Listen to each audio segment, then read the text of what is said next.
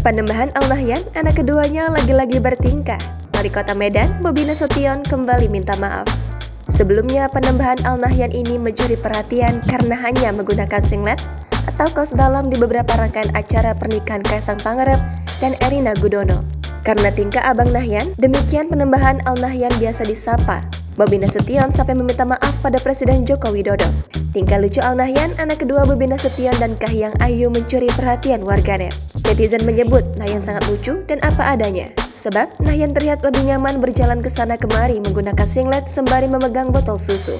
Nah, sekarang apalagi tingkah Abang Nahyan? Ternyata adik Sudahmira Nasution ini kembali mencuri perhatian karena tingkah lucunya. Di media sosial TikTok beredar bagaimana tingkah Nahyan membawa pedang ke area tasyakuran Kaisang dan Erina Gudono pada Minggu 11 Desember 2022 malam. Kali ini bukan kostumnya yang memancing tawa, tapi benda yang dibawa Nahyan. Hanya bocah ini yang berani membawa pedang ke nikahan Kaisang, pas Pampres pun berjaga. Demikian penggalan caption video TikTok yang menunjukkan Nahyan membawa pedang mainan. Terlihat dengan santainya Nahyan membawa pedang miliknya hendak menembus area resepsi malam kemarin. Bobi Nasution terlihat menggiring anak keduanya ini lengkap dengan baju beskap merah dan keris di belakangnya. Bobi Nasution juga merepost postingan video anaknya membawa pedang ini.